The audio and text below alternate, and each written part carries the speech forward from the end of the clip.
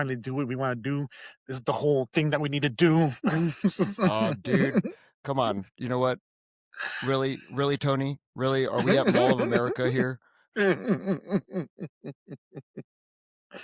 Of course, you're referencing Tony Schiavone at the WCW. Yeah, no. I know, man. Just no, like this is something that I've been wanting to do for a long time, and I know that this is something that you've been wanting to do a long time. So it's just nice to know that we're finally doing this. Hey, you know what? I definitely agree, man. It's one of those things where it's been a chore to set up and everything, but I think for definitely we're ready to go. Absolutely, man. So then So what are we talking about this week, man? we're talking about let's run it back. Let's run it back to 1996, 20 years ago. No, 20 years ago. Dang, 30 years ago. My bad. Yeah, Uh, man. 30 years ago, the Monday Night Wars, the NWO, Stone Cold Steve Austin, all that stuff, man. So we're gonna go to war right here, right now already. First episode of the season, and you want to go to war about this. Yeah. Fuck yeah, let's do it. But indeed, man, let's do it.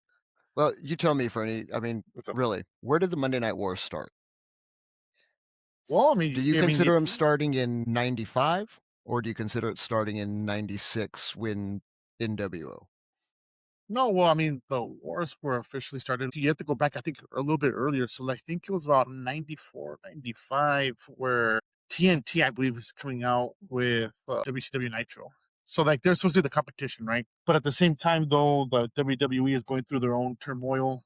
They lose guys like Razor Ramon and Diesel, aka Scott Hall and Kevin Nash. They lose, and because the contracts, that's where it basically starts right there, where you have Fight! Two of the most notable and the biggest stars at that time in WWE jumping ship, and they go to the WCW, and it's the very first Nitro we see Scott Hall, and he's in this. I guess it's called a Canadian tuxedo with the cutoffs. God, yeah, okay, Remember that where he's like he's coming in there and he's in the Razor Ramon character, but it's his real name, Scott Hall. right. So yeah, because of licensing, you couldn't use the in ring names. So they just went with Scott Hall because Scott Hall, of course, and that was the name that he was going by when he was in WWE. All right. Well, dude, I think we're all set here. Let's go ahead and let's dissect these Monday Night Wars and let's figure out maybe if there really was a winner or if we as the consumer lost in the end. Right. So, everyone, you know what? Let's go ahead and blow the dust out of our cartridges. Make sure you drop a quarter into the slot and let's get started. Fight. So yeah, I mean, because when you really look at the wars, I mean, you look at Ted Turner, and it's very famous that Ted Turner called Vince McMahon. He says, "Hey, I'm in the wrestling business," and Vince McMahon says, "Well, I'm in the entertainment business." I think we've heard this story over and over again, where WCW comes around and it's Monday night, and it's the very first night show, and here comes Scott Hall. He's just Scott Well, but Hall well, just cuts hold a on a promo. second there though. Yeah. Let's talk about that though because think about when Monday Nitro started. Hmm. We're talking this is 1995, September of 95. Okay. So, first Monday Nitro filmed completely live. Hmm. Okay? So, do you think maybe that could have been possibly the start of this whole thing? Because Vince McMahon, I mean, he had Monday Night already with the wrestling thing with Monday Night Raw. But, when it became a live thing and people were actually at this live event, where Monday Night Raw was pre-recorded. They recorded Hmm. it on, whatever Friday night house show that they were at and Hmm. used it as, whatever, saying they were from this place when in all actuality, they were from that place, but it was recorded 2 nights in advance. Hmm. Right. And that was the difference, I mean, like very famously, Eric Bischoff, he went to Ted Turner and he said, "Hey, give me Monday night. I want Monday night. I want to compete with WF." And Ted Turner was like, "Okay, what else do you want? Instead of pre-recording, I want to make it live, like right on the spot." make it feel chaotic. That's what I want to do. Right. Make it feel real. Make it feel chaotic. See, and So then, I think that was ingenious because by doing that, you're already one up on the competition because it's a live show. That mhm, means whatever happens, there is no dirt sheets on it. There's no rumors coming out that this happened on Monday Night Raw right, right, right, and, right, right. or on the filming and somebody already knows about it. Hmm. And then So as the wars go on through the 90s, we see the outcome of that and we see how it really may have hurt WCW by playing dirty like that. you saw the name itself, Monday Night Wars, war. Oh yeah, You're willing to do anything to win a war, and that's exactly what they were doing. Because they were sending guys out. Obviously, they were sending guys out to see the WWF events, and guys were just saying, "Okay, so this guy won, this guy." So, like in the middle of the broadcast of WCW, where at the same time when they were on with WF Monday Night Raw, they would just give the results because the guys that were working for WCW knew the results, would report back to Eric Bischoff and tell him, "Hey, this is what happened." And that's exactly. all. That's what people need to know. So this is the time before DVRs. We didn't have DVRs back then. We didn't know what a DVR was. It was nothing that kind of technology Yeah, existed. So it was the time of the classic blisters on the thumb because you're switching back between the channels so much mhm, that you don't want to miss Nitro because this is happening and you don't know what's going to happen, but you don't want yeah, to miss Raw because oh my God, you know that Stone Cold is going to splash Vince McMahon with a beer truck. yeah, exactly. And it was that kind of stuff where, well, it was still at that time where WWF was still doing their goofy gimmicks. They were still in that new generation era where it was Shawn Michaels and Bret Hart Bret Hart. really pushing that the company. They were the faces of the company basically. Some of those bigger names like Yokozuna and stuff started to leave the company also. So Hmm. you had that younger ability or that younger generation to start coming up and taking over. No, yeah, because that was just the way it was in WWF, and they really pushed those guys, and of course they also pushed the Undertaker as well. It's kind of funny when you look at it because with the Undertaker, as goofy as that gimmick was, it's the only one to really survive. It went on for 30 something years, Oh yeah, being you're talking the actual Undertaker gimmick. yeah, the Undertaker Yeah. gimmick. Yeah, Because if because you I see mean this, if you think about it though, look at that. Mark Calloway, where did he come from? He came from WC and he came from that and WCW, yeah, and the guys at WCW told him he'd never amount to anything. They said he didn't have it. yeah. I think it was Dusty who told him that. And it's weird how you have like these, like the two companies, they tell these big stars that end up crossing over to another company and they become these huge stars, like Stone Cold Steve Austin. Stone Cold Stunning Steve Steve Austin, Austin, there stunning you Steve go. Austin with that long blonde hair. Now hold on a second. You wanna laugh at this, think about Scott Hall. Did you know he was WCW before he went WWE? You know what? Before he was Razor Ramon? You know what? I don't think I did. I don't think I did. Where Yeah, what was he actually wrestled in WCW. under what moniker? Is it like his name? I do not remember the moniker. I'm gonna have to Google that maybe. I it was one of those I saw and I heard his voice when he was talking, and Mhm. I'm like, "That sounds like Scott Hall," and I ended up having to Google it, and it Right. was. Is the time when he had that barbell mustache? Is that what that was? That the Yeah, barbell he that played like some like cowboyish type character, one of the like the young guns of that age. It was like the young shooters or mhm, something. I think about him going to WWF and he's Razor Ramon. And that's what I mean, uh, he blew up in WWF under that character. gotcha. Gotcha. No, no, okay, I didn't know that. And it's you see a lot of these characters who Vince was using as, these gag, goofy, comedic, cartoonish type wrestlers. You Mhm. had Kane as Dr. Isaac Yankem. Exactly. So anyway, where would we live off with? Oh yeah, he was like a Scott Hall cowboy, right? Okay. Yeah, and then, if you think about it, you had, like we said, we had Kane, who was Dr. Isaac Yankem, DDS. Do Dwight Yankum. It was Dwight Yankum. No, that's a singer. No, it was No, it. Yeah, it was actually Isaac Yankem, Isaac, yeah, Isaac Yankem. Yeah, I remember Isaac Yankem. and I remember walking down Walmart and looking at this figure of this dentist with his bad teeth, and it was like it was Kane dressed, but in this white dentist dental outfit. uniform, and with his Yeah, bad teeth. And I'm just like, what? What is this?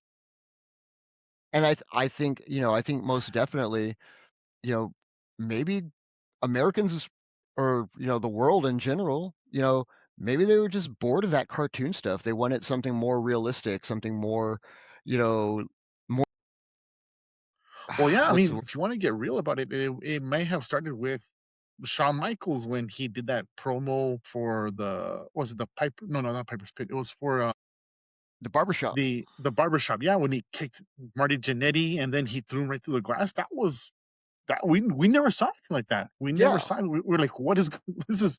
This is crazy. Like, what's going on? And I think that's where it started off with that. I think that's where it started off with that little bit of reality. That's like that little bit of that. That's something that we've never seen before. right.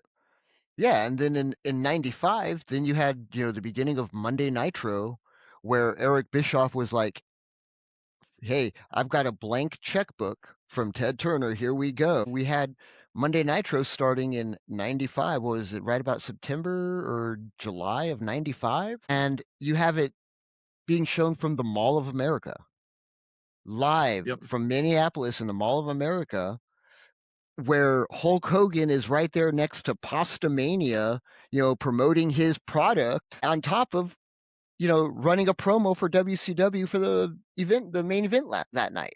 Yeah. Yeah. Yeah. No, no, he came out later on. Is Was that the the exact exact same? day. Then the worst part That about died. it is Lex Luger had just wrestled in a pay-per-view the week before. He had just wrestled at a live house show the night before that happened. He showed up and he wasn't even under contract with WCW yet. That's Like, wild, man. that is insane, Yeah. and all because Eric Bischoff was the better businessman in the sense of, I've got what you need. We Mhm. have, Ted Turner's money, and I will give you what you want. Yeah, and then they already have the national spot with TNT, a well-known, cable provider. So, Right? yeah, I mean, they had everything set up. They had everything ready to go, so it's just I remember yeah, like, look at that white buttoned-up shirt, like, went up to his no neck, his Yeah, thumb is that neck. that Congudo collar type shirt. One of our buddies used to wear that all the time. He didn't like wearing ties, and he would wear that type of collar. Besides myself, I did that because I like that look and collar. I don't like things around my neck, so having that type of collar, it leaves just enough of a gap so it feels comfortable. Uh, I don't know, man. I always thought, man, that is, like, a centimeter close to being Uh-oh. Hold on, dude. pirate Check ship. this out. We got a munchkin here. You want Munchkin? Oh, Nah, she's not a munchkin. there she is. No, she's not a munchkin anymore. No, no, you can't use that word no more. No, no, Yeah. you're too big to be munchkin. No, no, You you're a gonna you full gonna grown. say hi to everybody? You're an oak No tree. words? How was your trip? Awesome. She's an oak tree. That's not a munchkin Oh, anymore. dude, No, no, no. she's getting so big so fast.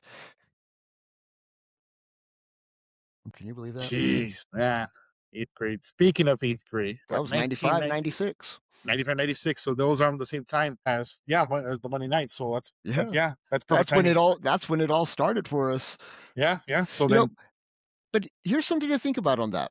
mm, Okay? With that going on in 95, early 96. mm. Okay, Eric Bischoff, has this great plan. He's put it out there. He's really What was it about Monday Nitro that really drew people in? What do you think it was? Besides the fact that it was live. Well, I mean, it was competition. You had two actually big known companies that were going head to head with each other. And the appeal with WCW though was that they already gotten the older talent from WWF. The ones that were pushed out, like you had your Roddy Piper, you had the Macho Man Randy Savage, Right, Ric Hulk Flair, Hogan. Hulk Hogan. Yeah, you had all these big stars that were established already going to WCW. There were still names. There were still names in the wrestling business, and WWF, they're pushing these guys that, well, we knew who they are, but we didn't really grow up with them, So I think it was that appeal that these guys, these established wrestlers, these established guys that were already had a fan base, had that fan base go over to WCW. And that was the appeal. It's like, these guys aren't done yet. Like, so Right. why are they being Well, pushed out of WWF? right. What about the cruiserweights? I mean, because WWF didn't have cruiserweights. Exactly. And They didn't that was have a a big mid advantage. card, and the cruiserweights I think were an awesome mid card. Well, yeah, and that's the thing though, is that they wanted to be different Yeah, from WWF, because like the WWF, you basically had, it was the championship, the IC, tag team. and that was it That was it. That was it at that time. at that time. So then they were like, well, what else can we do? Like, what can we do? So with WCW, so then that's when they started bringing these cruiserweights, these guys that were pure athletes that could do stuff that you've never seen before. Well, yeah, guys Guys like that Eddie were Guerrero, Dean Dean Malenko, Dean Malenko, yeah. Rey Even Mysterio. Chris Jericho started as a cruiserweight. Well, but and you know what's funny though is look at all of those wrestlers that we just named. Okay, Hmm. you've Hmm. got that classic four pack right there of cruiserweight wrestlers. Hmm. Did you know that they were poached? They were poached from, like, right from ECW. Yes, sir. Yeah, yeah, I did know that because I remember. I remember specifically. I remember that when Rey Mysterio made his debut on ECW, and also Eddie Guerrero. Hmm. Yeah, when they had their ECW moment. Yeah. See, and it's funny because, I think about the Monday Night Wars, and a lot of people don't factor in ECW into those Monday Night Wars. But I think in all actuality, ECW, I Hmm. think they were really the research and development for both companies. Well, is that a lot of people discontinue ECW because ECW was It was considered to so be violent. or raunchy. Right. They But were the if ones you that but really if you pushed the really think envelope. about it, look at the direction these companies went. Yeah, like, oh, I mean, kind of with WWF, they went on the same level as them with, like, kind of with the raunchiness. When you had Val Venus, the Right? supposed porn star, Right, you come had out. Val Venus, or you had DX with all of their Yeah, innuendo prompts and with the promos sucky. and Yeah, stuff like yeah, that. yeah. No, we were introduced to Hunter Hearst Helmsley. Yeah, and the Road Dogg and all those guys. Yeah, and then. But see, with ECW during that time, like during those early 90s, 94, 95, 96, I would Mhm, say 95, 96, like to keep in the time frame we're talking about. mhm. ECW was also that company that used regular hard rock music for their entrances. They basically stole it. They didn't pay, you know, royalties on them or anything like that. Well, yeah, because They wrestled out of a bingo hall. yeah, but that's because they didn't have any distribution rights. Right. They They didn't were have that any true broadcasting. indie wrestling, Yeah. and I really think both companies really use that as a maybe this might be a direction to go, but make it a little more TV friendly. I mean, with ECW, I think at that time the only way you could actually get anything from ECW were that you had to order tapes. They were on TNN. They were on Yeah, TNN for like a year. late night TNN. I remember what was it, Friday nights? I think you and me would watch episodes of it on like 1, 2 o'clock in the morning, and seeing the In Sandman syndication. wrestle. In syndication, yeah. I remember during that time here in EP, we had two channels. We had two channels that were outside of the normal. It was channel 48, which was a channel out of Las Cruces, I think, that we got here. Oh, was that UPN? That was the UPN one, right? Okay. And then we had channel 65, which was CW or WB at that time, WB. Yeah, And okay. Yeah, I remember when those channels. yeah, when they didn't have their broadcasting those we were when they weren't broadcasting the UPN network or WB network shows late at night, Right. that they had ECW. And I remember watching, I'm like, what is this? This is who's Raven? Who's the Sandman? Who's Taz? Who are these guys? No, So exactly. And yeah. that was exactly the whole thing about ECW was that they were just very indie style wrestling that I think really, for Eric Bischoff, it was a, hey, you know what? Let me use this, watch this company, see what they're doing. And Eric Bischoff talked with Paul Heyman. I mean, Paul Heyman was a promoter at the time. Paul Heyman was a genius. I mean, I hate to say it, but the guy was a masterful promoter. No, yeah, he knew what he was doing. He knew he had to put asses in seats, and that's what he put. And He that's put exactly asses in what he seats. did. Look at how violent ECW truly was. You had, what was the guy's name? New Jack, I think it was, who Oh my god. almost killed a 17-year-old in a match because the kid lied about his age.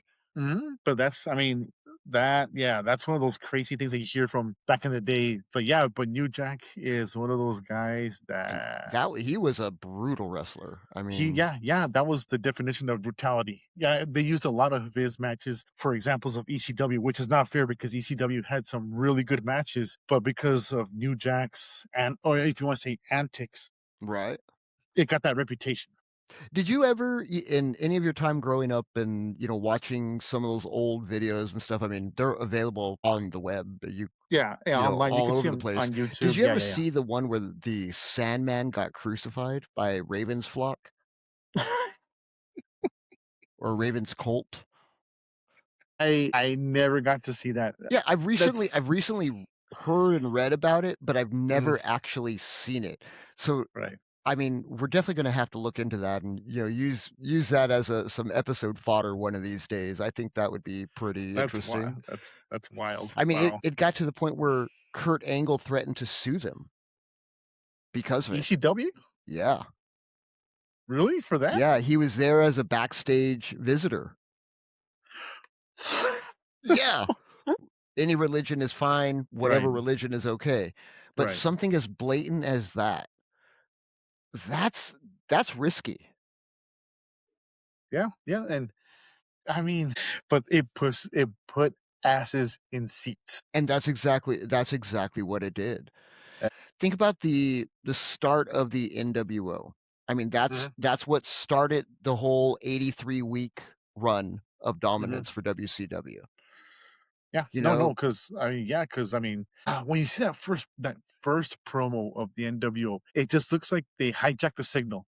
Mhm. They hijacked the signal, and it looks like a promo that they shoot, and it's just like this black and white, very Grainy, very gritty. grainy. Yeah, very grainy and gritty. That's what it was. They were looking for something gritty, and you got it from the NWO. And that first promo, you're hooked. That Oh, first promo, yeah. I saw that, and you're like, okay, okay, all right, I'm in. And you see, See, of now course, now the think three about guys. think about even, I don't remember if the promo happened before or after the Scott Hall walking out and, "You know who I am, but you don't know why I'm here," type, comment because at the Oh, that came time. way after. Yeah. Yeah, but at the time, that was the first introduction of the NWO. So, like the actual true who is the NWO. So now it's starting, and you're seeing this WWE wrestler who you just saw on a pay per view the night before. And you see, that's the beauty of the pre-internet era. Yeah. With the internet era, they would have been leaked like that. Like he's going to WCW, and he's gonna do blah blah blah. It would have been spoiled. Oh yeah, we Then that's would the we would have been hearing about contract problems weeks before this actually happened. exactly when you see even today where someone from WWE walks away and they go to TNA or they go to All Elite Wrestling, they go to those other companies, but you already hear about it. There's Right. no shocker. There's no they even Well, even prime last example. year. You know what? Prime example. Mick Foley just last weekend at Double or Nothing. Yeah, Everybody knew. Like 2 days in advance, you get a big YouTube, thumbnail video. It says Mick Foley is All Elite, yeah. and And it then you had spoils the hype. exactly, and then you had even last year when Penta, when he came to WWE, Right?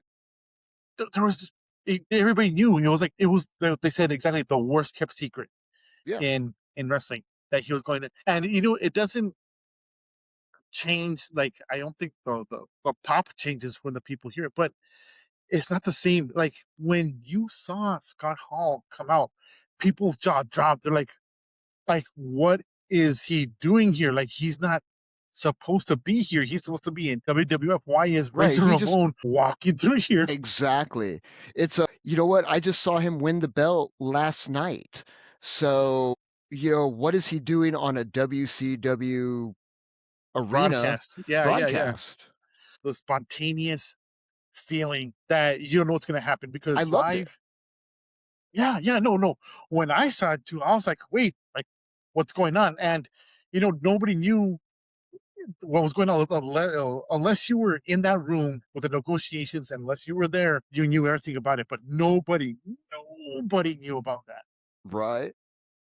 So, yeah, that's also the thing about, it being live because it's that spontaneous feeling, anything could happen. Oh, yeah, no, and see, and one of the really cool things about it that definitely we don't have this anymore, but it's that storyline driven show. It really was, because at the you think about it, May 1996, you see at the end of WCW, at the end of the match, you see Scott Hall walk out, Mr. Razor Ramon, "You know who I am, but you don't know why Don't I'm know here." why I'm here, It's yeah. like, "Wow, okay, you've got me, I'm hooked. I wanna know what you're doing here because I just saw you win la or lose your belt last night." Mhm, And then, a week later, Kevin Nash arrives, and he mhm, walks right out with them, and now you're yep. like, "Shit, this is WWF is taking over. They're coming in." It's the outsiders, like, these guys are Yeah, like those are Vince guys. Those guys are Vince yeah, guys. Like, what are they doing here at this outcome? Like, what are they doing here? What do they want? and then so we're talking that was May of '96. The 3rd person was introduced at Bash at the Beach, and that was in August of I, '96? I want to say August '96. That's about right. Yeah. That was Hmm. in Daytona, I think in August or July of '96. Right.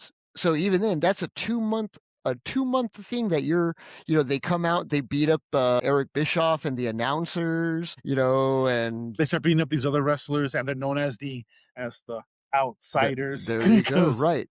that's what their gimmick was at the time. But, okay, so then now we come to Bash at the Beach, '96 in Daytona. You've got Lex Luger, Sting, Macho Man Randy Savage versus the Outsiders plus one, and don't know who it is. Everyone suspected who it was, but we didn't have really an idea. Hmm. And then all of a sudden, Hulk Hogan's music comes on. Dun dun dun dun dun dun dun. Dun. You see him start walking down in the yellow and red, and then all of a sudden, big boot to Macho Man Randy Savage, drops the leg on him, and pins him. Still today, the best heel turn ever. That heel turn Listen, was listen, I despise Hulk Hogan because we knew the piece of shit that he ended up turning into, well, or but that we but found we out that he didn't was know later. that back then. But He but really wasn't but that I will bad give back him that then. but I'll give him that credit though, because he had a huge, massive fan base. He had a Oh yeah. he had probably the biggest fan base in all of wrestling. And to see him make that decision to turn, it was genius. It was a genius move on Eric Bischoff's behalf. It really I was. It's I trying to make really him. do agree. Yes. And it was I would have loved to be the fly on the wall to watch how many kids' hearts just got broken when Not that not even happened. not even little kids, like adults. Adults our Adults age. that grew up watching Hulk Hogan, their Yeah. hero, this guy that said, "Oh, you take your vitamins and Eat your blah blah blah, veggies. eat Yeah. your veggies, yeah, and you'll be like the Hulkster," and tears the shirt up and everything. We grew up with that. That was our dude. That was our hero. And then when he turned heel, we were like, "What's going Seeing him on?" take out that spray can, and spray NWO on Macho Man Randy Savage. And don't get me Mhm, wrong, I'm a Macho Man Randy Savage fan. I mhm, really do enjoy Macho Man Randy Savage. mhm. But watching that, it was just like, yeah, this is what wrestling needed to become. More Yeah. of that live action. If you really look at the WCW or the WWF model, where it was from the 1980s up until this point right there, it was, gimmicks, a little bit of stories, they had vignettes, they had all these things, but they didn't capture that reality moment. It was all fantasy. It was all, like, this is our world, this is what we Right. are. It never had that crossover into that reality until you saw him put out that streak, that spray can, and he NW on his back. You're like, okay, wait, hold on. Like, what's going on? What is this? What Oh is yeah. this? I've never seen this before. This is I've wild. This never is yeah. crazy. That heel turn was just it is definitely gonna be one of the most memorable heel turns, ever, for anybody of our Yeah, generation. easily. If you're gonna talk about the most shocking moments in wrestling, like not like beyond the ring stuff, like Right. or Dark Side of the Ring, but like when you're actually watching it live Mhm. and you're watching it right there and it's in the script, it's one of the I think top 5 most shocking things ever in wrestling. Yeah. You can talk about different matches that we've seen. I mean, think about the Terry Funk and Cactus Jack matches that we saw in ECW. When Terry Funk asks a single person for a chair and he gets like almost 100 chairs thrown into the ring. What, only 100? Oh no, I definitely know it was more than that. I mean, dude, I watched him bury somebody under all those chairs.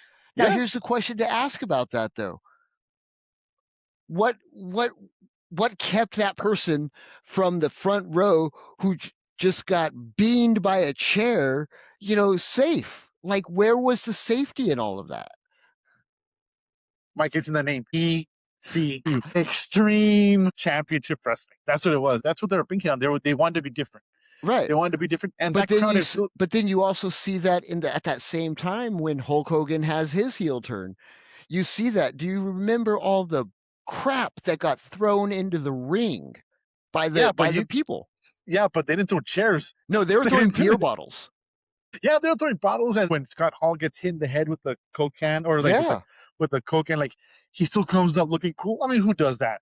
Who does that? Still, you still come up looking cool. But yeah, but like it was Well, that I mean, beginning of that mind era where they mind you though, started you throwing got to that think stuff. about it. All those chairs at that time were bolted down, so they couldn't lift them up anyways, and that's probably why, as they saw the ECW tapes.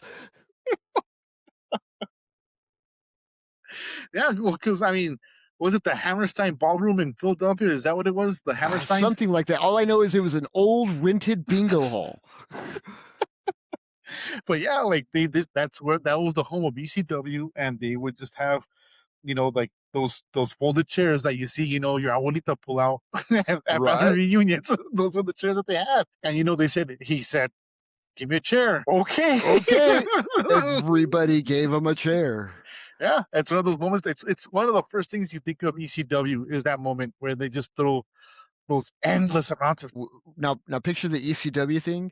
Now think about Robin Hood Men in Tights with his whole scene about, Lend me friends, your Romans, ears. countrymen, lend me your ears, and everybody takes off their ear and throws it to him. Yeah, I mean, it's just that lovely comedy that, oh my God, it was just so risky and violent at the time for yeah. ECW. I mean, No, no, no. Yeah, but that's what. But again, though, that's what put it on the map. Though was that unpredictability, and it's the emphasis on that word extreme, extreme, extreme. What does extreme mean?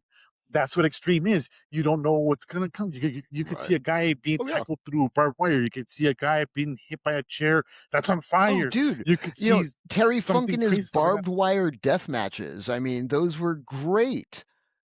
You mean I give AEW props, for trying to recreate that in the exploding death match or the exploding ring death match that they did with John Moxley and who was it, Kenny Omega?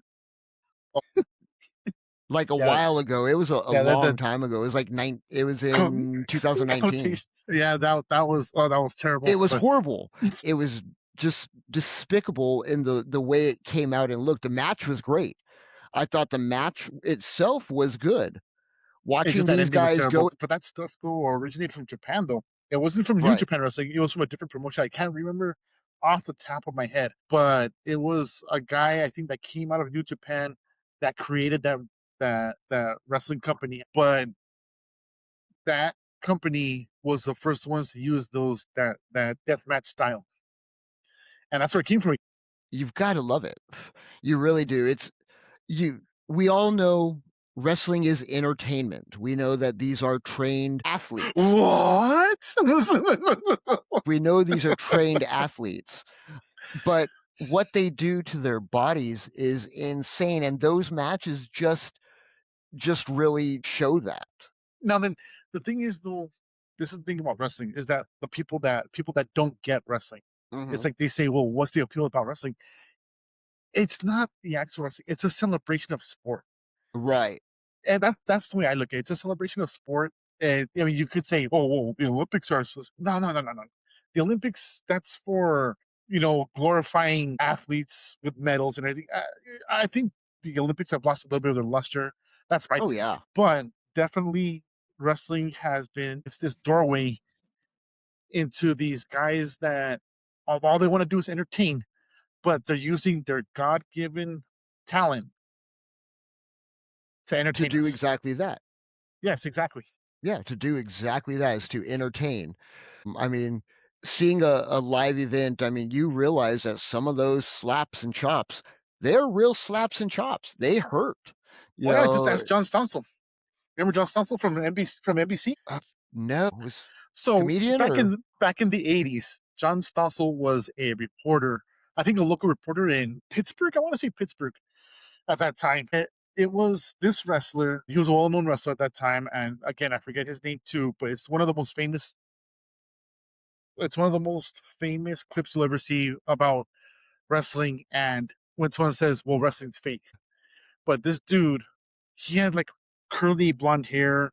He was from the '80s, and oh, Schultz, I think was his last name, Schultz. And yeah, no, I'm not sure. they're doing this interview in in this hallway, and John Stossel says, "Well, you know that wrestling is fake." And all of a sudden, this dude just slaps him in the face, slaps him. I mean, it looks like a harmless slap, but he goes down. Like John Stossel goes down on Right. his, and he falls down. And he looks at him. He's like, "Oh, was that fake?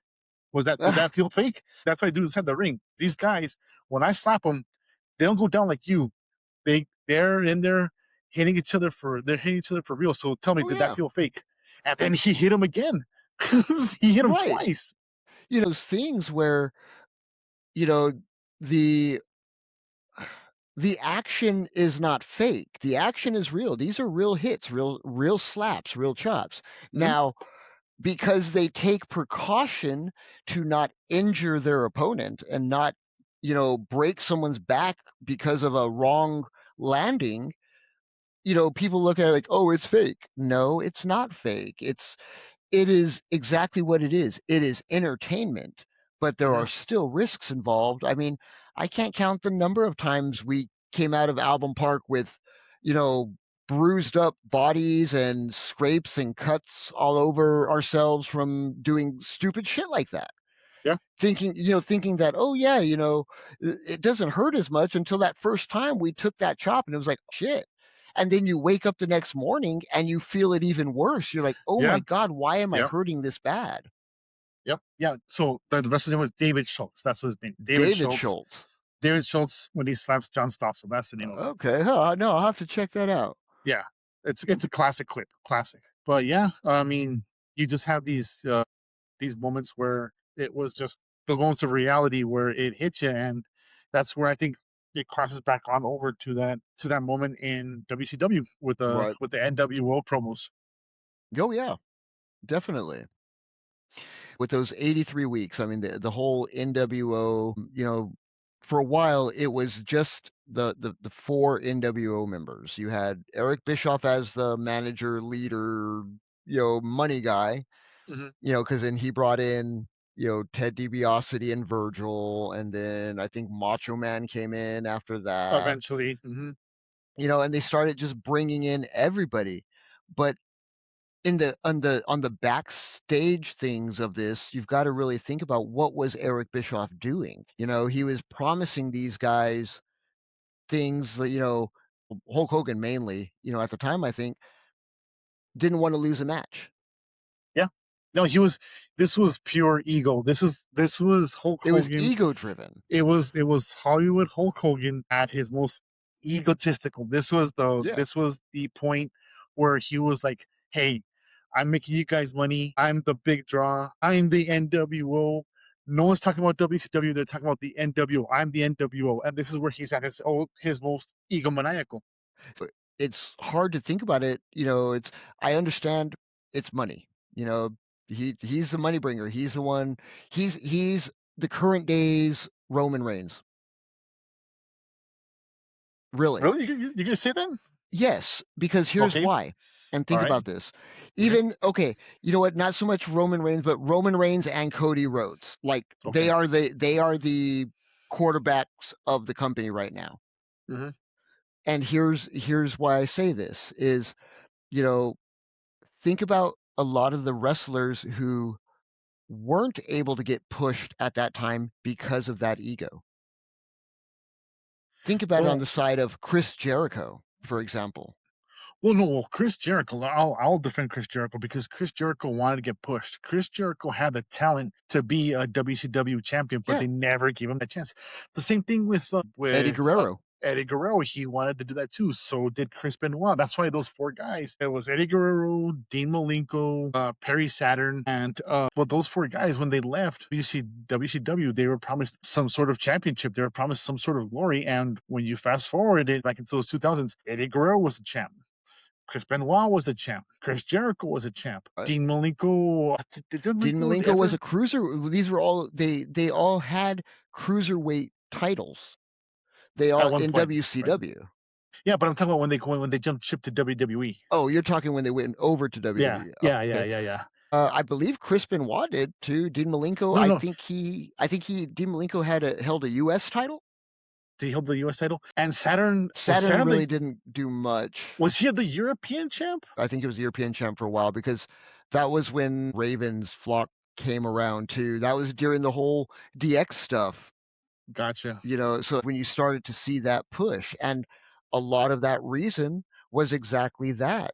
Right. These talent, these stars are like, hey, we deserve a push too, but you're not offering it to us. You're giving it to them.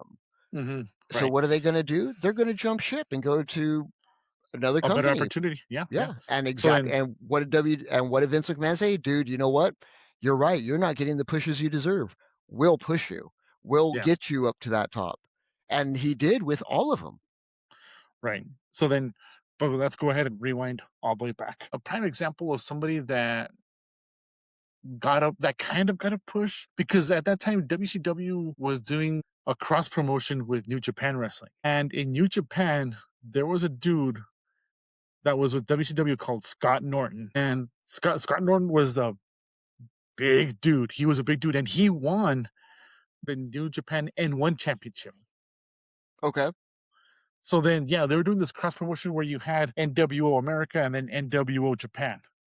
It was like Oh, the I don't modern day Bullet remember Club. that. Yeah, yeah. Don't you remember with the Great Muda? Remember Great Oh, Muda when he was? yeah, yeah, yeah. Okay. Uh-huh. Yeah. So like that they were doing cross promotions with New Japan, and New Japan had their own NWO crew. So it was like NWO New Japan and NWO BCW. So Bullet some of Club all these, over again. yeah, exactly. That's It's where the the Bullet start of the Clubs, Bullet yeah, Club. exactly. That's where the Bullet Club originated. But Scott Norton was a guy that won the New Japan Wrestling Championship.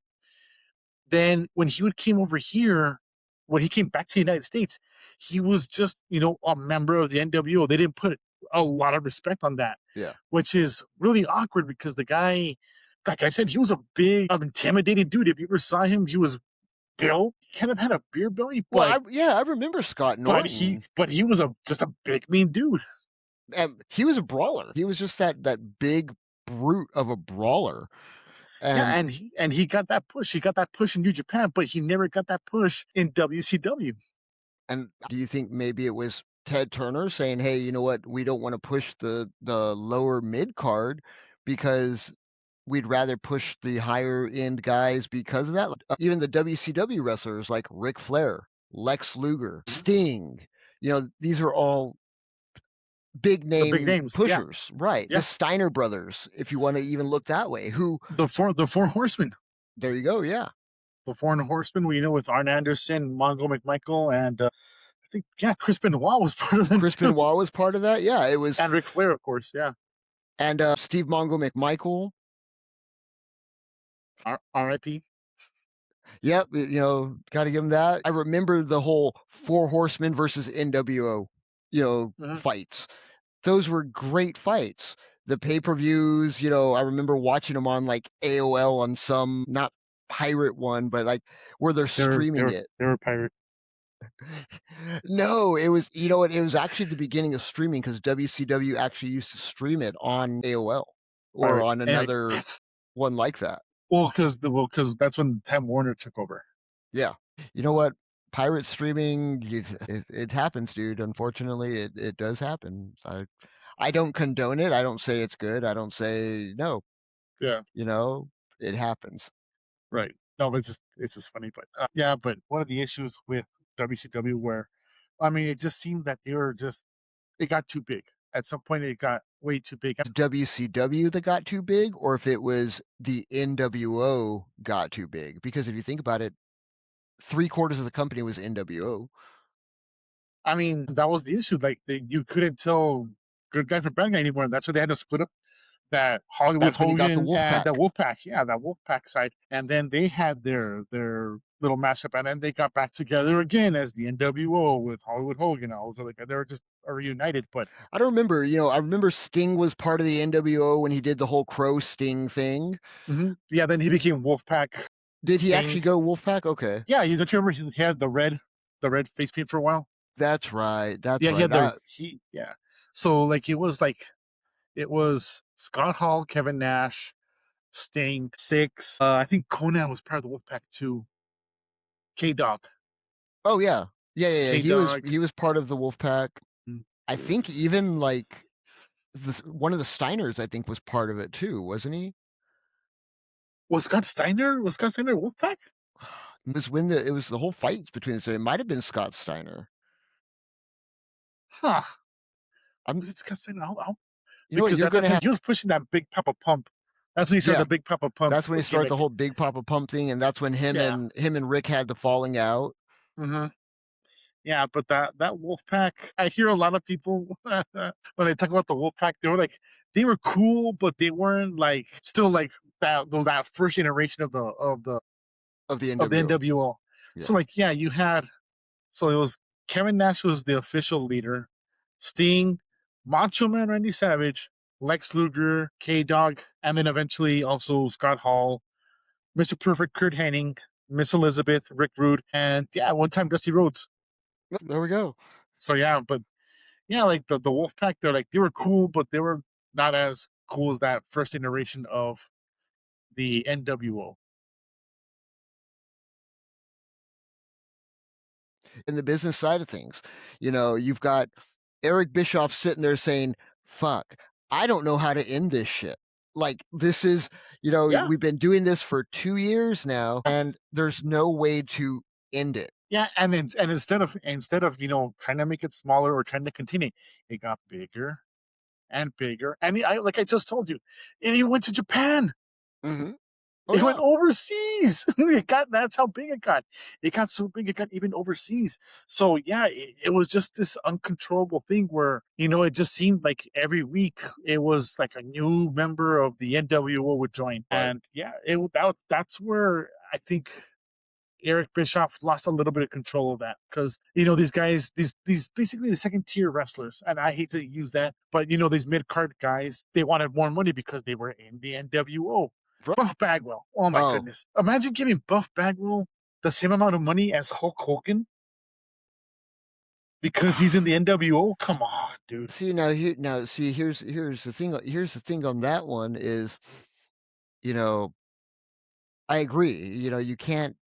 There's no way you can compare it. I mean, Hulk Hogan is, 40 years in wrestling and has been the top The dog, face, the face of the wrestling. face of wrestling. Yeah. hmm But then you've got, up and comers like Buff Bagwell, who are like, hey, I want to be that. Like, I want to get there.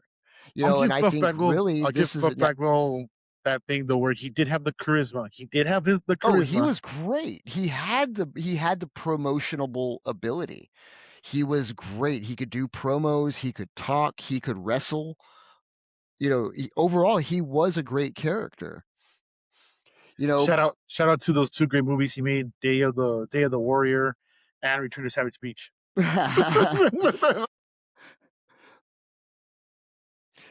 now you're coming up to we're talking late 97 Uh, where Vince McMahon has realized what he needs to do and sort of begun to make those changes. He makes that announcement before was it a pay-per-view? I think it was before a Was Raw, it before where Raw? It he's was like like before Raw. I the want to say it was like a lines, Sunday night that he made it or something. And he tells the them like, lines are being blurred between good yeah, guys and bad guys. right. Basically, is telling the fans and everything like, hey, you know what? We're not going to do this cartoonish stuff anymore. We're gonna make this a little more adult oriented. Which started, which completely starts that era that we all really loved was the Attitude Era. Yeah, the attitude. I mean, we still talk about the attitude era, and people, of course, then they still have their attitude era T-shirts. They have their attitude era Right. characters. I mean, Well, you've got the you have DX, Stone all the Cold Steve Austin, right. The Rock. Well, you know what though? The Rock, I mean, he sort of Oh no, no, it no, has to be The Rock. You but have did to throw he The Rock in okay, there. so here's my question on The Rock. Did Mhm. he start at the beginning of the Attitude Era, or did he become The Rock of more of what we know The Rock as towards the middle of the Attitude Era? Because I remember him in the Attitude Era as Rocky Maivia wrestling in the blue trunks with the headband.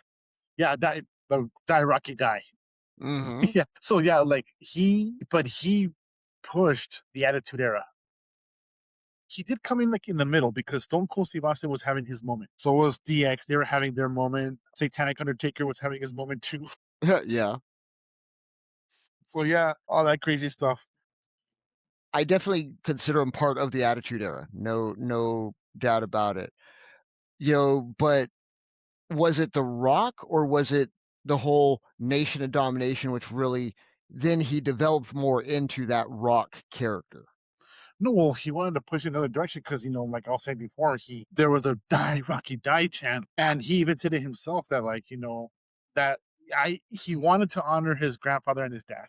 Right. But that gimmick just wasn't working. It wasn't working. As great as he wanted to make it work, it just did not work. People just saw it that way, and that's why you have the creation of the Rock. He said, I need to do something on my own, something different, something that maybe these guys have never seen." So he took that God-given talent that he has of the mic skills that he has, that imagination that he has, and he turned it into the Rock. And he became, the final boss.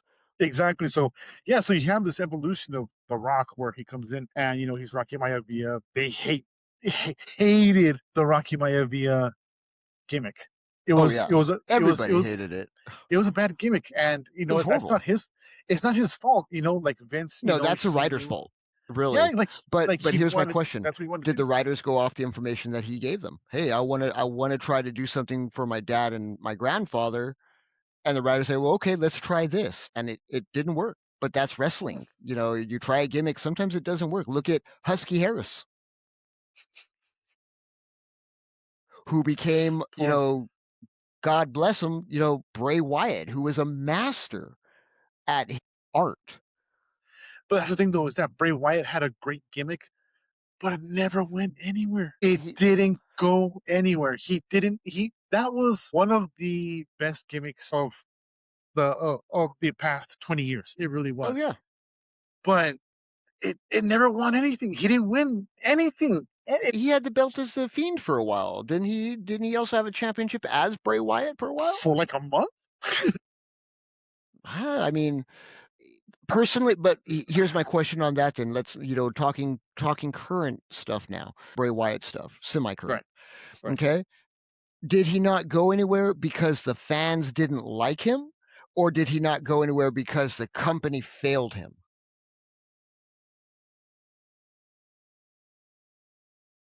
That's a great question because I mean, The fans loved the, him, dude. yeah, the fans love the gimmick. They saw everything. I mean, you saw the Fireflies. They bought into it. They Yeah. bought into it. You saw the people. You saw the Fireflies with their phones up.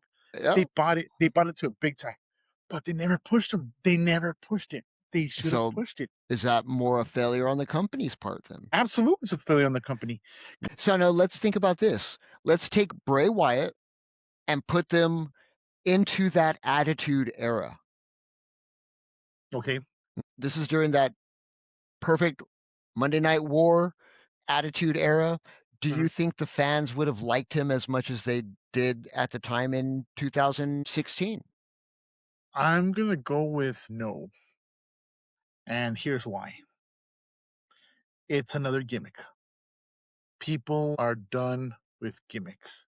Like the people were just were they wanted that reality feel. That's what they wanted to Mhm. do. They wanted that reality feel. They wanted that person that was gonna bring that grounded surface like Stone Cold Steve Austin, like The Rock, like Triple H. And then you have this guy running around in a hat with a lantern Oh, all the time. let's put a point there. Okay, it Mhm. was you're right. I definitely think that people would have seen it as a gimmick, but the WWF at that time was still doing gimmicky stuff. Look at Goldust. Okay, which is a terrible gimmick. Very much so. Look at I mean, do we want to go down the list of wrestlers here? I mean, We're talking about attitude era gimmicks, right? Okay, mhm. Godfather. For some reason, it did hit, And but it hit that's well. because it did well. But that's because you had the whole train, Well, that was the only reason that it hit, definitely. which You've got the Undertaker with the whole demon Undertaker gimmick with the yeah, yeah, Brood. yeah, yeah. The Brood were they're semi vampires. Yeah. The Brood. I want to say the Dark Order, but no, Dark Order is AEW, and No, Dark. No, that was a much no. yeah. The and I think you want to say is WCW. What was that? What was Kevin Sullivan's group? What were they called? Oh God, the yes, the monster truck battle, Hulk Hogan, the Giant. It was Yeah, during that yeah, same yeah. time frame. They had like it was like a freak show, but like yeah, it was led by Kevin Sullivan. Yeah, The I forget. I'm old. I didn't consider that a great gimmick either. and so I really wonder. I mean, I think it would be interesting to see, if maybe it would have given a little bit more of a push to Bray Wyatt, like have him versus the Undertaker in that devil versus cult leader type, match. Well, I mean, if you want, like, if you Or him wanted versus that, his group, you have them versus the Brood. mhm, So, you've got, three big wrestlers. Braun mhm, Strowman definitely was huge. Luke Rowan. right? I think it was the Wyatt family. Yeah, the Wyatt family. It's the family. Yeah, So you have them versus the Brood. I think it could have done something. I think it but really that's the thing though, because like I remember back in the day that WWE tried to bring in a wrestler to be the Undertaker's equal. There was supposed to be this character that they brought in to be like the opposite of the Undertaker. okay. And it was a gimmick that it was supposed to be hyped up, but it was a terrible, terrible gimmick because it was this guy that was dressed in white. He was supposed to be the opposite of the Right, yeah, Undertaker. it was like the whole prophecy thing. Yeah, yeah, exactly. And it was just a terrible, terrible gimmick. Yeah, no, I don't remember that one I mean, I remember, like, the group that was talking out about, you know, all the porn stuff during the whole time of Val Venus and The Godfather and all that, with, Melina? They were all dressed in, like, all suits and stuff, and I think Val Venus was even part of that. Oh no, you're talking about right to censor. Yeah, Right to Censor, and So that was that during was the. Stevie Richards, the good father. We need to convert it. Then it was Val Venus. Imagine Right to Censor versus the Wyatt family. Right. Right. I Yeah. Ivory. Yes, that was right to censor. Right to censor. Yeah, that was. Oh, I mean, that was a gimmick that was like in between the ad. I think it was like right at the pinnacle, right at the point when they're transitioning to the Attitude Era into the Ruthless Is that Aggression was Era. that into Ruthless Aggression? Yeah, that was Okay. starting to get there. Yeah, that was If we go back to the Attitude Era, let's discuss the King of the Ring match in '98. classic attitude era, and this is when the WWE started to use that whole attitude era because you had, you know, Mick Foley getting thrown off of a fucking steel cage. And that was his idea. That was all Mick Foley's idea, and he told the Undertaker, "Just throw me off. Just Yeah. toss me. Just toss me." Well, and, the funny part about that though, and really is that, you know, you've got Jim Ross, JR, you've got him, sitting there, good God Almighty, that killed him, like, and He's broken in half. God yeah, Almighty, you he's see broken him in just half. flop over, and it's like, holy cow. But then he gets back up, goes back to the top of the cell, With the and famous then tooth coming gets out of his nose. choke slammed through the cell to the mat, and then crashed in the face by the chair. Yeah, that was something that we never. Yeah, that was something that we never seen before. That was something that they were absolutely pushing the envelope. Where again, it's the whole thing: put asses in seats. Oh, yeah. But you're gonna see something that you're never gonna see before. You But have to laugh about it because growing up back then, we saw this and watched it, and we're like, "Oh my god, like, wow." Like Mick Foley saying, "Well, yeah, we sort of lied to Vince to be able to do that and had told him that we had actually gotten up there and tried it, so we knew it would hold." When Mick Foley hadn't even gone up there with The Undertaker, and The Undertaker was like, "No, fuck that. I was scared as shit to do yeah, that." he was scared shitless. He admitted he was scared shitless to do that. And that I think right there is sort of the beginning of that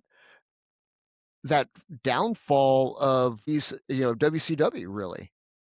The downfall of WCW started with a pay-per-view that they had, and I forgot the name of the pay-per-view, but it was during this pay-per-view that there was some sort of issue with the broadcast. And it was during, I think, a Goldberg match where they lost total signal. They just lost the signal for no reason whatsoever. They just lost the signal. And then from there, it just avalanche came apart for WCW, where you had Hulk Hogan, of course, and again, egomaniac, his most egotistical self. I have to be champ. I have to be. And then you have that famous event that happened where he pokes Kevin Nash. Kevin Nash falls, Yeah, the finger and poke yeah, of yeah, doom. yeah. What happened that same night as the finger poke of doom? That I don't Yeah, remember anything that's else Tony before that. Schiavone telling everybody, "Oh, by the way, Mick Foley wins the belt tonight on WWE, so you don't have to worry about changing the channel to go over there." That was the same night. That was the same exact night.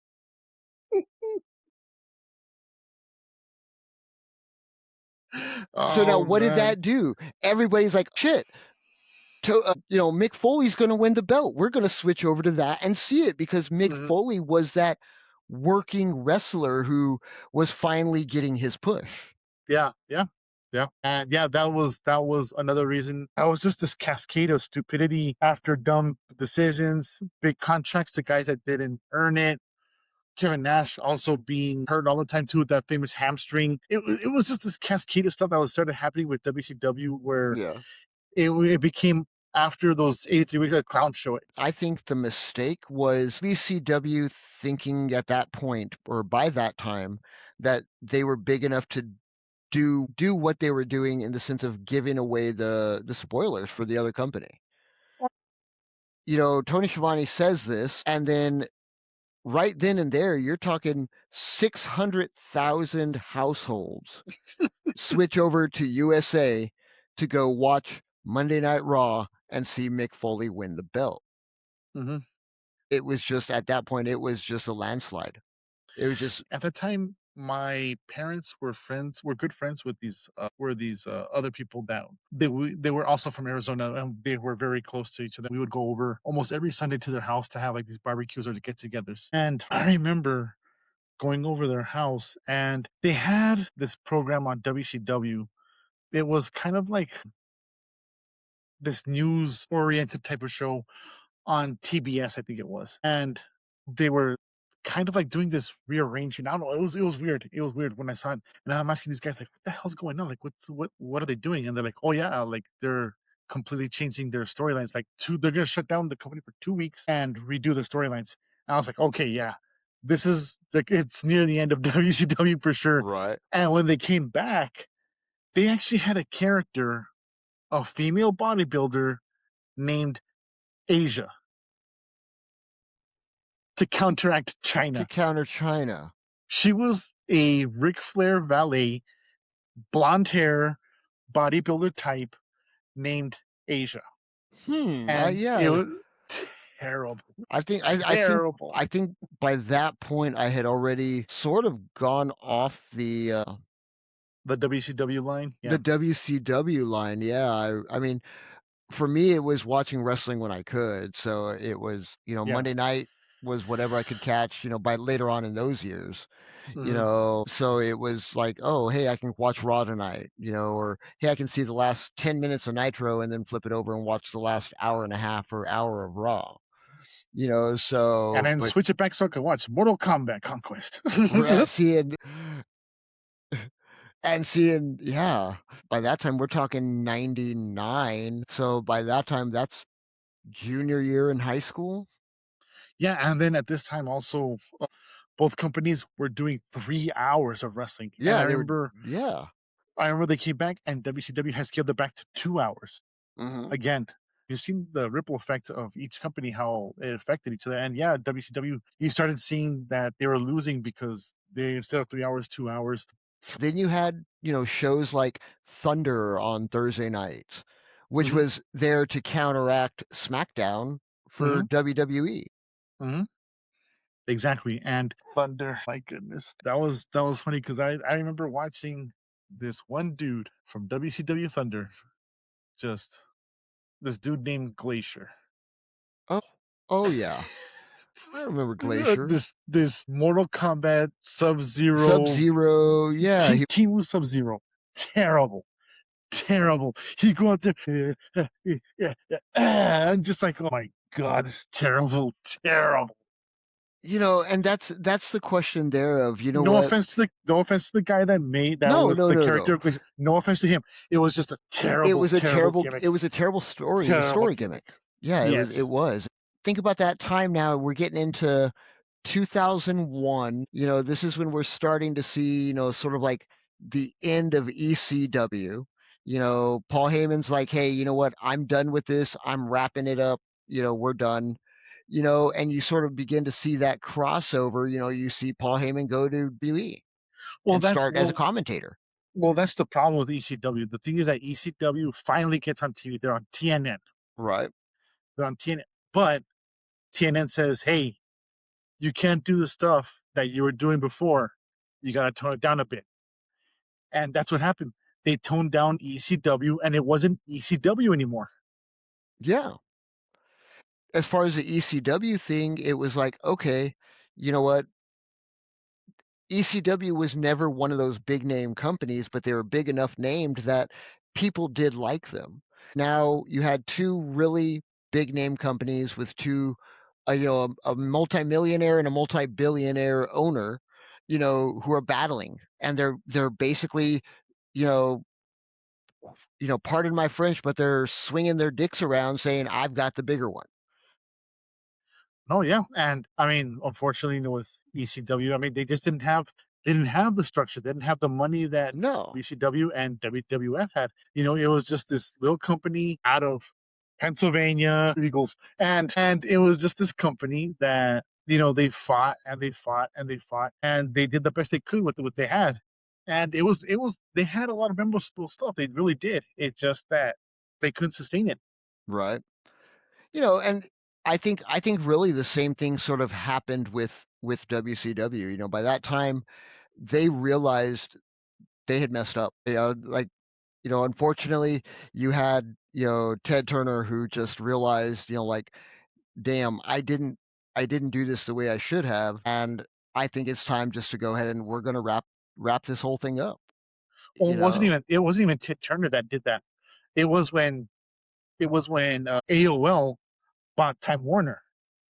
Oh, When that merger happened, AOL had no interest in wrestling at all. ah, It's like we want TNT to be this superstation where we have movies.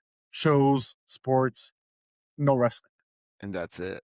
And that was it. That's what buried the hatchet, was when he sold them to AOL, and AOL said, no, we're not going to be, we're too family oriented. We're too much to have this raunchy crap on TV.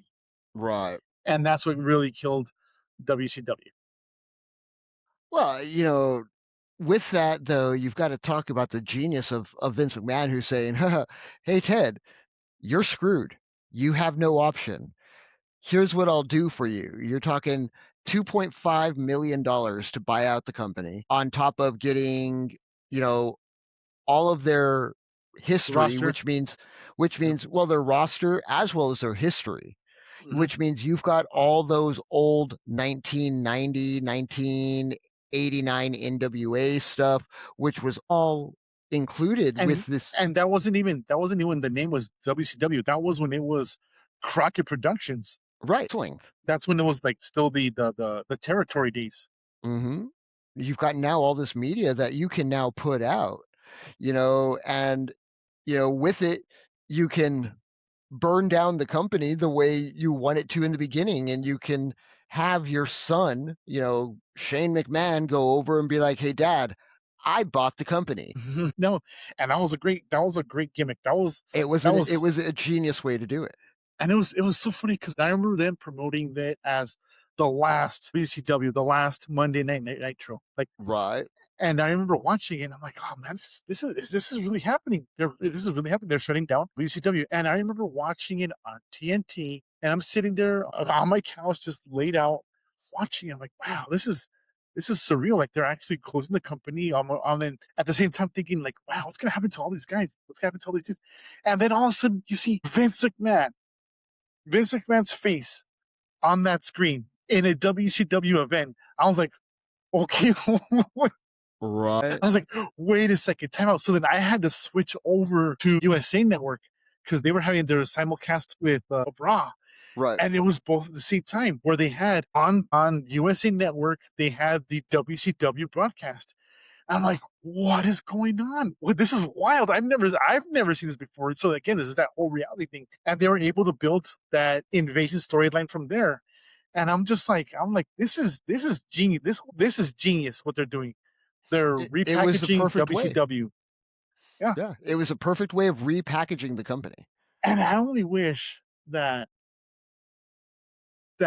UCW would have still been around as WCW, not just being folded into WWF. But I wish there would have been like WWF. Okay, we have Monday Night Raw on Monday, and then you have Nitro on Thursday.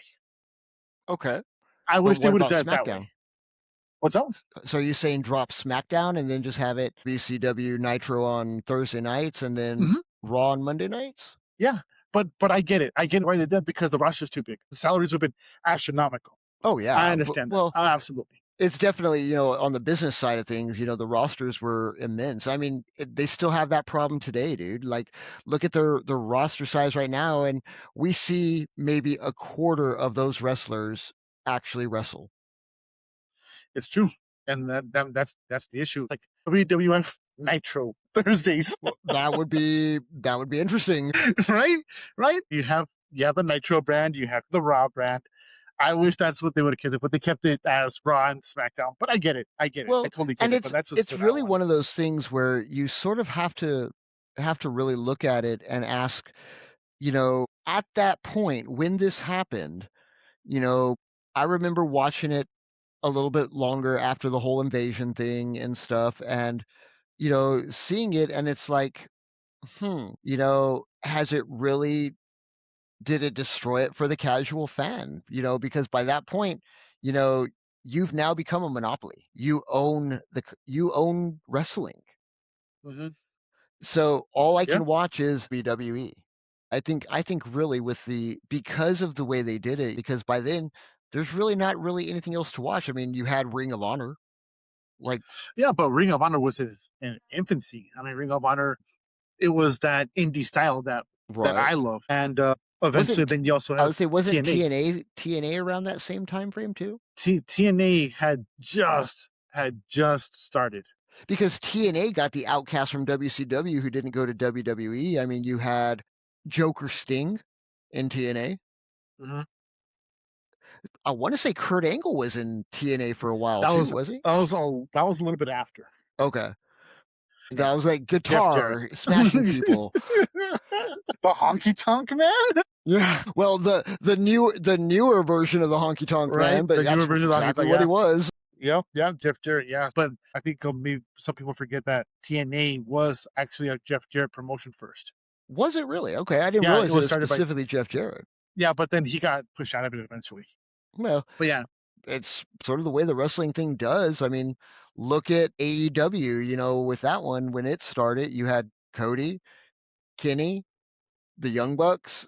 Well, because it was started by those guys though, because they had that indie pay per view Hmm. that it wasn't even called AEW. It was just called All Out. And it was just that indie promotion where, they got a bunch of indie guys and they said, you know what, let's put on a show that's equal to WrestleMania. Let's put on the show and let's go all. And Right. that's just had it there, in Chicago, where, we know it's a rabid fan base for wrestling. Oh yeah, And Chicago. I it's mean, it's been a huge town for wrestling for years. exactly, exactly. That's why they call it the second city because, it's New York and Chicago. That's what's called the second city. So then they just put all these guys that were internet darlings, like the Young Bucks. Nobody, I can tell you right now, nobody knew who the Young Bucks were until they started doing their internet thing. When they started doing Being the Elite, that's when you started seeing these guys named the Young Bucks, and you started Mhm. seeing these guys from New Japan Wrestling, Kenny And Omega. and see, and that's exactly where it comes from. I think definitely, because you have a lot of those in NJPW, characters who came over. But still, they're still in that reality package. They're still in that Yeah. reality based. But that was the evolution that we've come to with wrestling, where you have it this full circle, where you had the stupid gimmick era Hmm. into the NWO reality era, then into the WWE attitude era, ruthless aggression, and then you have this full circle where it's that reality based But see, even the whole timeline. ruthless aggression era, Hmm. of WWE, it was Hmm. still really reality based. I think really just in gen. Hold on a second there. Then let's discuss something really quickly. Right. Lucha Libre wrestling, these masked wrestlers and stuff like that. Is that gimmicky? Is it a gimmick or is it No, a no, that's tradition. personality? That's tradition. That's tradition because the mask tells the story of this person. The mask is Okay. that person. It's Okay. not a gimmick. It's who they are. It's a personality. I was actually curious on how you saw it, and because I know you come from that culture, Mhm. it is one of those things where, to me, it's not a gimmick. For Yeah. these characters, it is their character. It is who they are as a character. I mean, right now, the pioneer of the father of lucha libre, of the Mexican lucha, El Santo, Yeah, he never took his mask off because that was him. He was that El was him. Santo. Yeah. He was El Santo. He was a hero too. Americans have Captain America. We have El Santo. He wrestled. He made movies. He made public appearances. He was our best representative for wrestling at that time. During, you're talking about the 50s, 60s, 70s, even into the 80s. This guy he was everything in that culture. So when you say stuff like the mask, is it something goofy? No, no, it's who they are. It tells a story of who they are. It tells a story of who they're facing because for years it was El Santo contra El Blue Demon. Right. So then you had these two massive stars in Mexico that would go each other, but it was the mask that would tell the story. Right. No, and that's exactly why I was saying, it's like gimmick wrestling nowadays. I don't see it as much. It's more nowadays. It really is more of that sort of that reality TV entertainment style Yeah, of wrestling. yeah. And if you see a gimmick, I mean, it's just these gimmicks that are way over the top, or this Luchasaurus. Luchasaurus, exactly. But that But dude you can know what? actually wrestle. The guy can wrestle and the fans love it. Yeah, yeah. As goofy as that may sound, and as goofy as it is, it works. Mhm. That's the one gimmick I Exactly. can tell you that right now at this point you could say, "Oh my god, this is so stupid," but then when you see it, it's like, okay, now I get it Right. because I am Exactly. actually a fan of Luchasaurus. I do love Luchasaurus. So yeah, yeah, Lucha.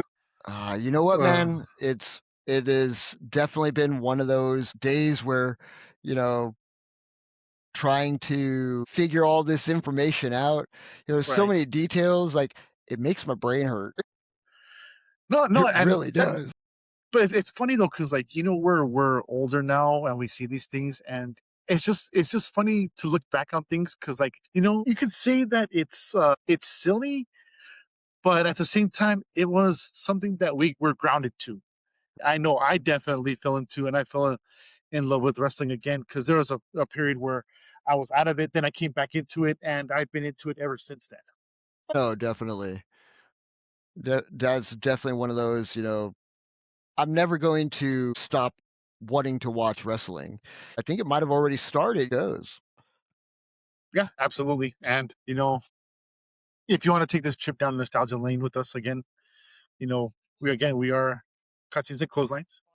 You can follow us on TikTok at cutscenes.clotheslines for videos, highlights, and check out our official Instagram at cutscenes and clotheslines, where you can just see us goofing off, talking about all kinds of stuff. Wants to have, this argument with Fernie, definitely make sure you go and check out our Discord channel. Our server is actually on our Spotify page there, info. So you can look on that, click on the link there, and that'll get you sent to our Discord server. And we'd love to chat with you.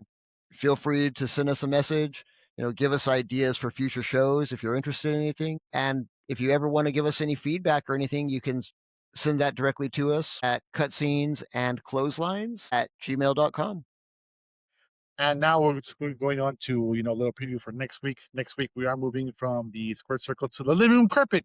We're going to be breaking down Orange Splats, the Midnight Society, and the undisputed Wait, greatest Saturday night television lineup wait. in the history. We're talking SNICK. SNICK. We're gonna have some fun with that. We're gonna have some Well, fun. I'm gonna have me some fun. I'm gonna have me all some right, fun. folks. Well, we will catch you all next week. Don't forget, drop your quarters into the machines because we're just getting started here with cutscenes and clotheslines. I hope you all have Fight. a wonderful night, and we will be talking to you soon. And always, just remember, Fernie hates FVD. gimmicks. I hate gimmicks. FVD hates gimmicks.